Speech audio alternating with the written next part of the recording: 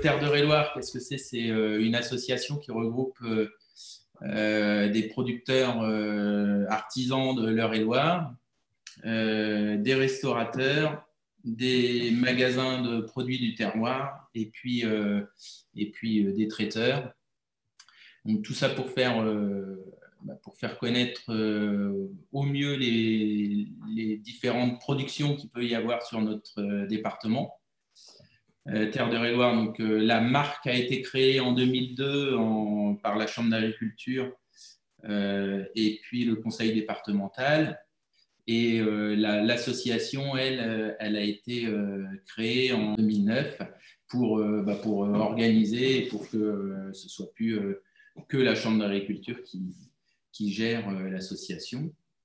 Aujourd'hui, on a 124 adhérents répartis comme ceci, avec 96 producteurs, agriculteurs, 36 magasins de produits du terroir, dont 11 qui sont dans des exploitations agricoles, 2 restaurants et un traiteur.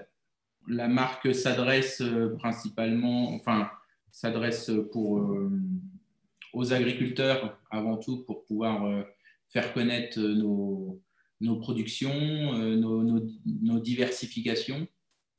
Ensuite, les restaurants sont là pour permettre de faire connaître nos produits aux consommateurs.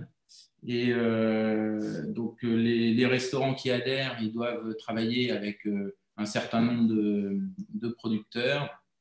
Les magasins et les traiteurs, c'est pareil, ils doivent travailler avec un certain nombre de producteurs.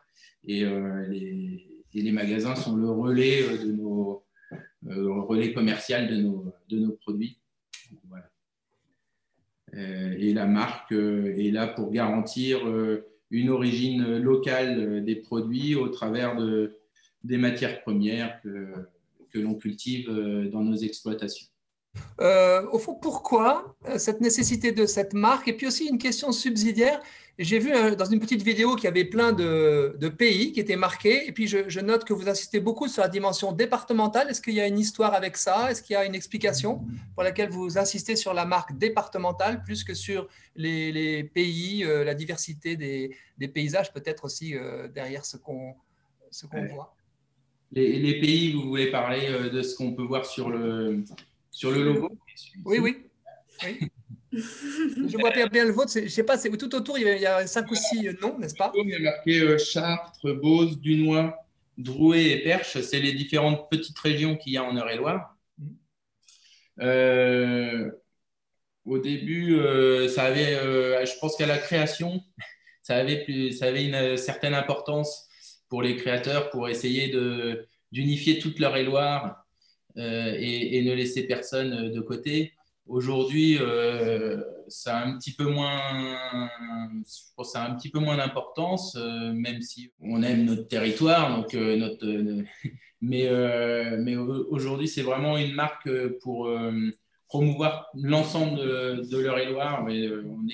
C'est vrai qu'on est très attaché au fait que c'est Eure-et-Loir. En Eure-et-Loir, on n'a pas un produit qui fait connaître l'Eure-et-Loir partout en France. Donc, c'est un petit désavantage, on pourrait dire, par rapport au Gers ou d'autres régions qui sont très marquées par un produit. Par contre, la chance qu'on a, c'est justement d'avoir beaucoup de produits très divers. Et donc, la marque, elle est là pour essayer d'unifier tout ça. Pour compléter ce que disait Mathieu, c'est que oui, on n'a pas d'AOP IGP, c'est vrai, en Eure-et-Loir. Et la volonté, en fait, d'avoir créé une marque, c'était vraiment pour identifier ce qui se faisait ici, en fait, en Eure-et-Loir. Et vraiment, comme ce qu'il disait, les différentes régions, au départ, Perche, Beauce, Chartres, c'était vraiment parce que l'élevage, par exemple, était plus situé dans le Perche. La Beauce, c'est plus tout ce qui est céréales, donc farine, huile, etc. Et donc, en fait, ça permettait de lier tout le monde. Et aujourd'hui, en fait, on essaie vraiment de communiquer sur le fait que vraiment, ce sont des produits d'Eure-et-Loir et qu'il n'y a pas de frontières, en fait, au sein du département. Quels sont ceux qui sont attirés par cette marque, par vos produits? Est-ce que c'est plus les habitants d'Eure-et-Loir ou est-ce que c'est destiné à, si j'ose dire, l'exportation? Ça va être plus l'Eure-et-Loir pour l'instant. D'accord. Oui, Peut-être Mathieu, on a envie d'être exporté quand même. Voilà. double ambition. Mathieu, est-ce que personnellement, vous pouvez dire un peu plus de votre propre activité et en quoi vous y trouvez votre compte dans cette marque locale dans laquelle vous êtes investi au point d'être président de cette association? Donc moi, je suis agriculteur céréalier et producteur de pommes de terre. À côté de mon exploitation, j'ai un centre de conditionnement et de transformation de pommes de terre qu'on distribue. On fait du petit filet de 2,5 kg, 5 kg, 10 kg qu'on distribue en direct dans les grandes surfaces de l'Eure-et-Loir. Et puis après, la transformation, c'est on fait des frites pour distribuer dans la restauration, alors frites, cubes, lamelles, enfin tout ce qu'on peut faire avec des pommes de terre, en cru, pas de cuit. Et on distribue ça en restauration collective et restauration commerciale. Donc nous, Terre d'Eure-et-Loir, moi c'est mon père qui est rentré dans l'association. Enfin, il a même fait partie des fondateurs de la marque en 2002.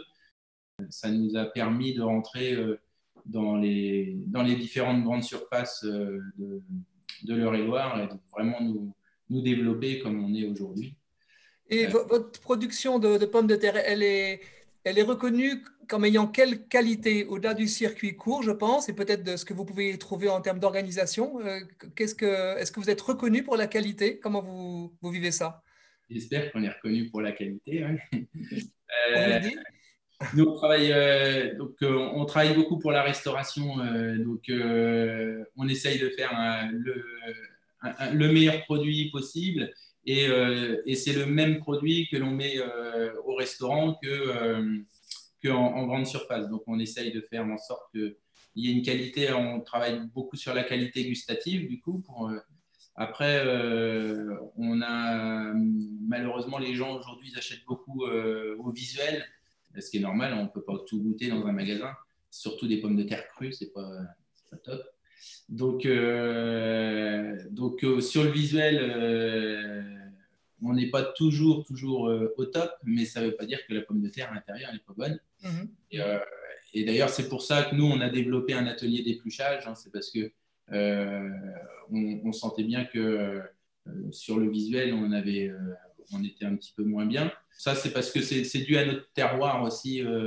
On est un peu plus dans le Perche, nous, donc ce qui fait qu'on travaille, nous, pour pouvoir avoir des pommes de terre sur toute l'année et pouvoir fournir dans toute la clientèle qu'on a. On travaille avec d'autres agriculteurs qui sont aussi Terre d'Eure-et-Loir et avec qui on fait des contrats et qui, eux, en plus de la qualité gustative, arrivent à faire aussi une qualité visuelle qui plaît bien dans les supermarchés. J'entends quand même, et moi je pense que ça touche beaucoup le travail du courant pour une écologie humaine, que vous nous incitez à ne pas juger selon l'apparence.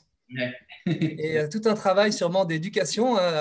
Et je sens aussi, enfin, en prestant dans ce que vous dites, que c'est très valorisant. Je suppose, c'est une question aussi pour vous de savoir qui consomme, d'être plus en prise avec ceux qui consomment. Est-ce que vous avez des retours de ce fait? Ah oui, pour nous c'est très important d'avoir ce lien direct.